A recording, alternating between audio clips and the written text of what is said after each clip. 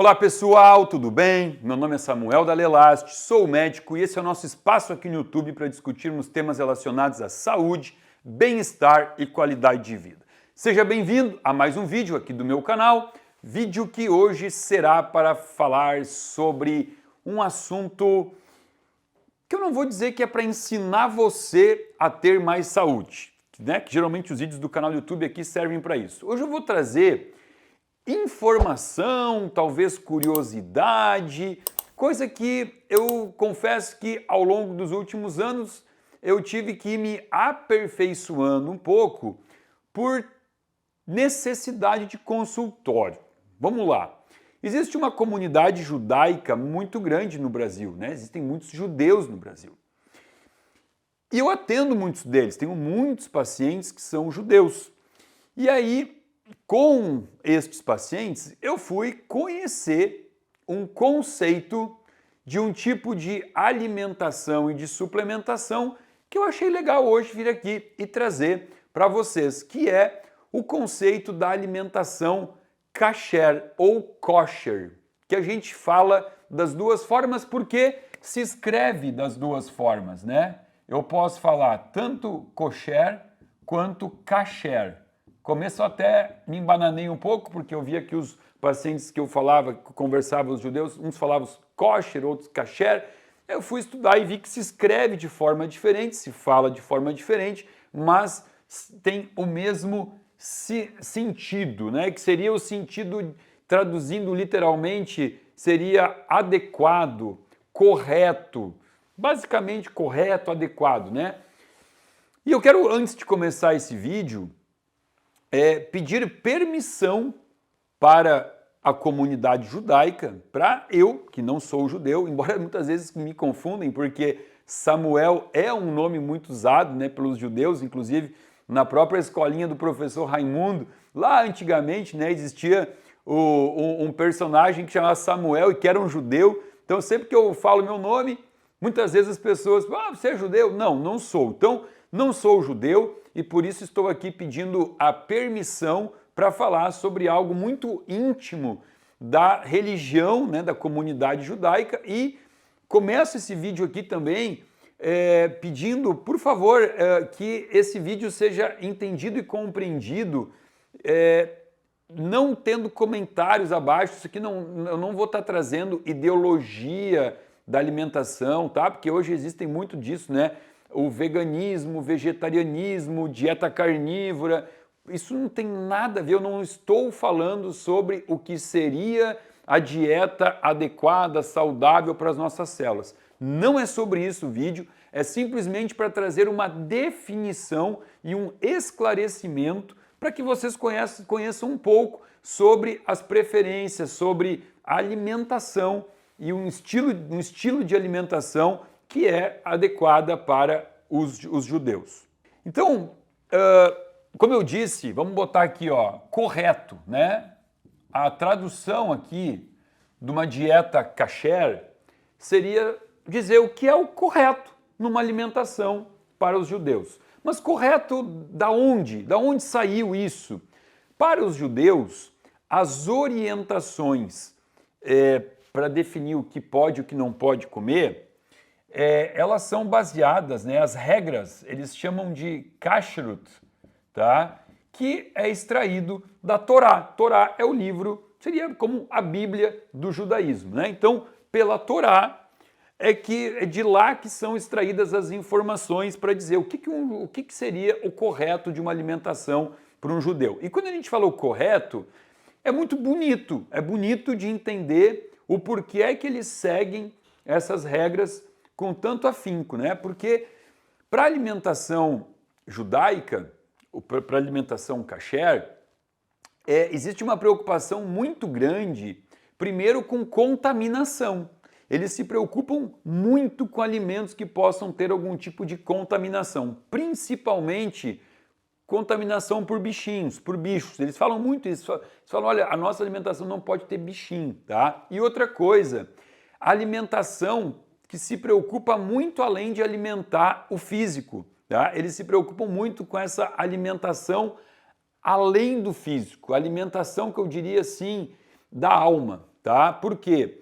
Porque a gente vai entrar aqui no assunto, vou trazer, eles se preocupam com como foi a morte do animal que nutre a pessoa que está consumindo, porque eles querem uma morte sem sofrimento, né? Então existe essa preocupação com o sofrimento do animal. Para quem tiver curiosidade sobre isso, sobre a Torá, sobre buscar mais conhecimento, Levítico 11, Deuteronômio 14, tá? Deuteronômio. Aqui você encontra a maior parte das orientações sobre uma dieta kasher.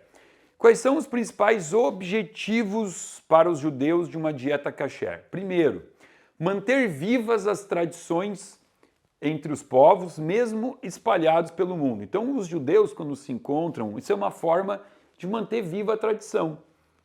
Uma analogia não tão correta, mas que talvez faça sentido, é mais ou menos como a cultura italiana. Eu sou italiano, né? Um italiano ele tem que botar massa na mesa, manter vivas as tradições italianas mesmo fora da Itália, tá? Então, claro que as preocupações aqui são diferentes, né? Porque eu estou falando que comer uma dieta à base de massa é muito inflamatória, o povo italiano se mata pela boca, né, comendo esse tipo de comida, e o povo judeu, pelo contrário. Eles querem manter essa tradição viva, mas com outro objetivo, que é principalmente o oposto disso. E aí vem, né, eu vou até listar, como eu disse, o primeiro objetivo aqui, manter vivas as tradições. Né? Vamos botar como se fosse uma tradição, tá? Segundo objetivo, como eu disse, não é se matar pela boca, é o oposto disso.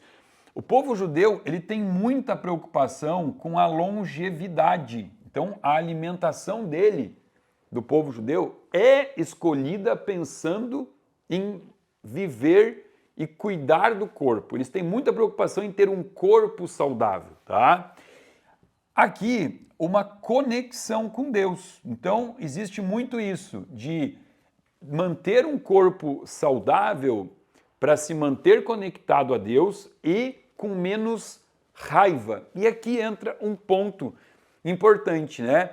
Porque pelo que a gente lê sobre alimentação kasher e sobre a preocupação em fazer com que o animal não tenha sofrimento no momento do abatimento, linka muito com um conceito da medicina ayurvédica, como quiser chamar, da medicina indiana, que é o conceito da energia etérica do alimento. Já ouviram esse conceito de energia etérica?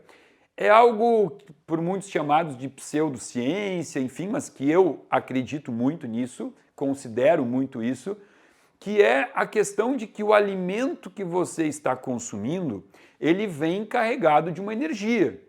E hoje dá para falar sobre isso sem ser ridicularizado, por quê? Porque hoje a questão de frequência, estudo energético, ela não é mais pseudociência, né? Isso hoje é provado porque é fácil medir frequência, a gente sabe que tudo é frequência, né? Tudo que está na natureza, tudo é frequência.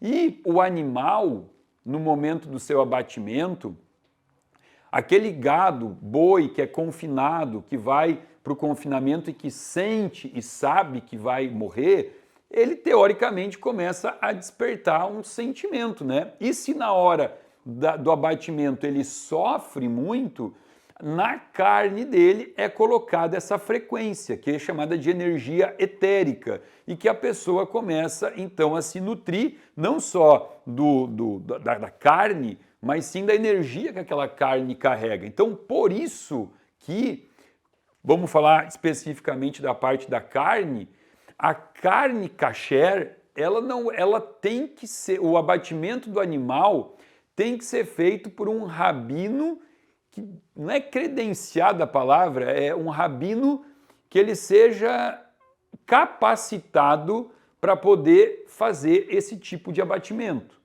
Para isso tem nome, tá? A técnica, ela é chamada Shehitat, tá? Se escreve deixa eu escrever direitinho aqui, ó.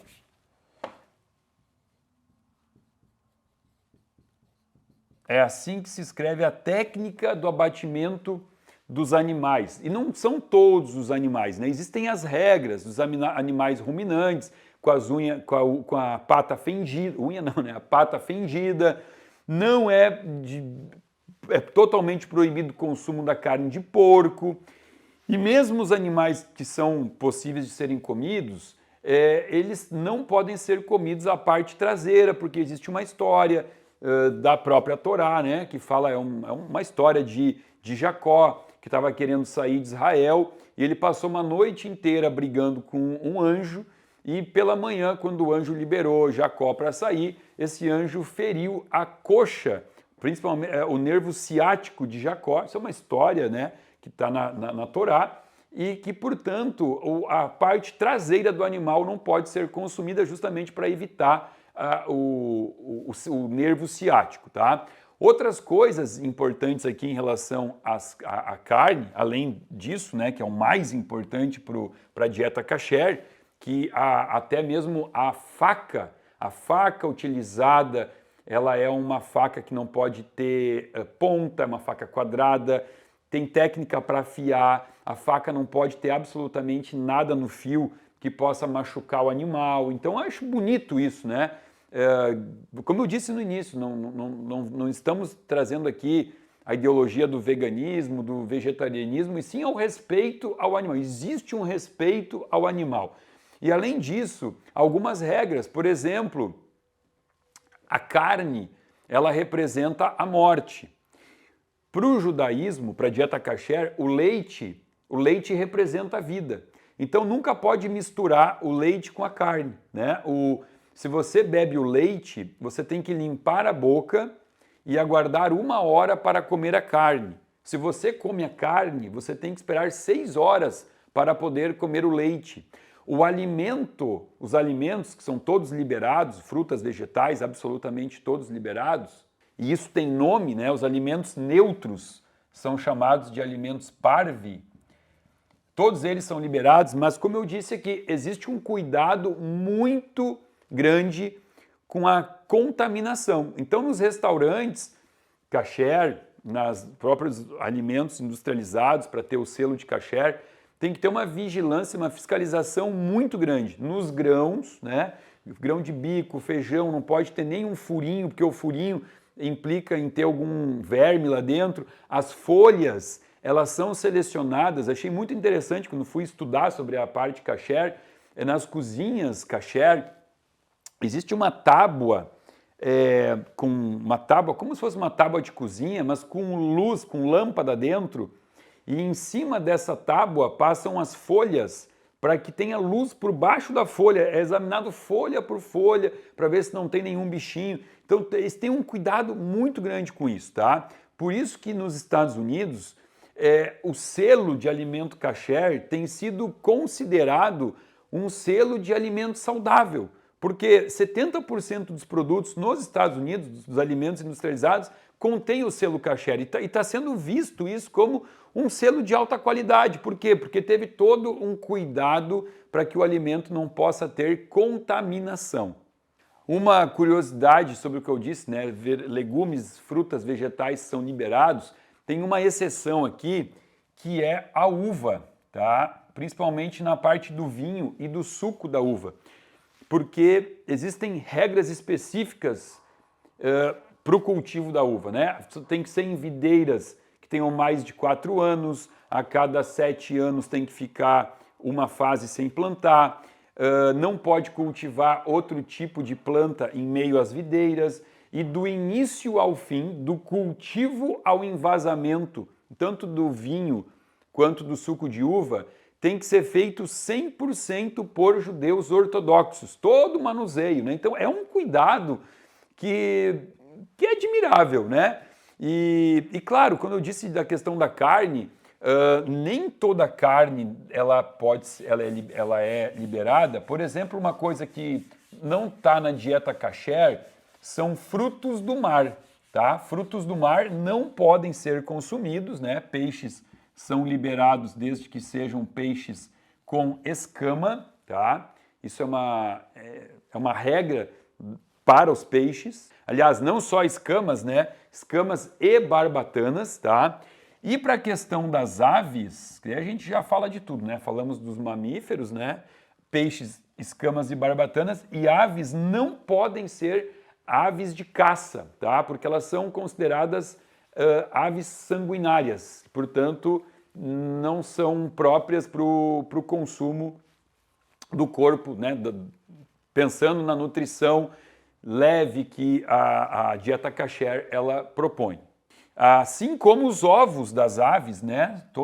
As aves que podem ser consumidas, os ovos estão liberados, desde que eles não tenham na sua parte externa, na casca do ovo ali, que ele não tenha resíduo de sangue, senão ele também tem que ser eliminado, porque senão são alimentos chamados de treif, né? Ou assim, ou treif com Y, tanto faz. O que significa treif? O oposto de kasher, né? Kasher ou kosher é o alimento correto e o alimento proibido é considerado um alimento treif.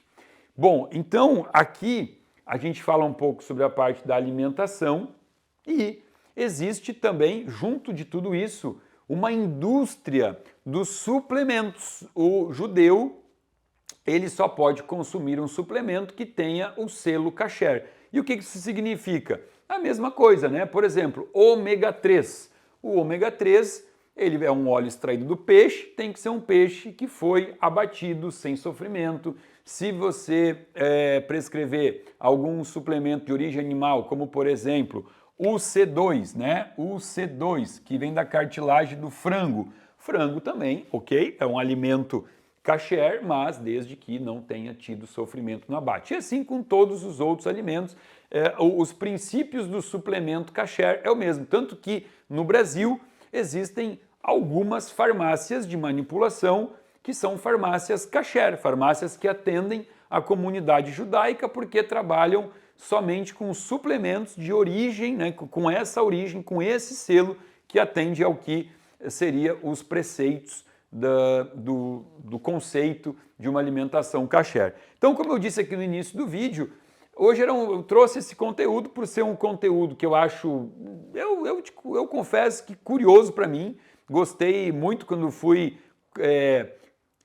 não vou dizer obrigado, né? Quando eu fui convidado a estudar isso, por ter muito paciente que começou a me procurar e me fazer questionamentos que eu não sabia, eu realmente não sabia sobre isso, e na condição de médico eu tenho que ter esse conhecimento para poder não conflitar, não confrontar tradições tão antigas e tão enraizadas e, portanto, não ofender o meu paciente, né? Porque muitas vezes eu posso estar fazendo uma prescrição, alguma coisa que pode ser ofensiva e, como médico, de forma alguma, quero que o meu paciente se sinta desrespeitado dentro do meu consultório. Então, hoje, uma curiosidade.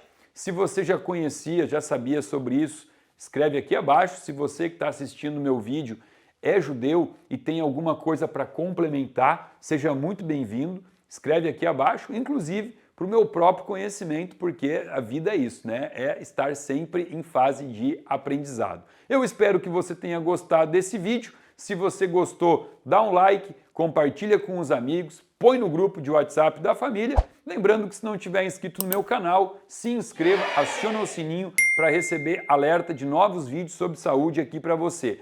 Abaixo desse vídeo tem um link que você pode acessar, se inscrever e passar a fazer parte de um grupo VIP de pessoas que recebe conteúdo gratuito e exclusivo semanalmente aqui do meu canal. Fica aqui o meu muito obrigado.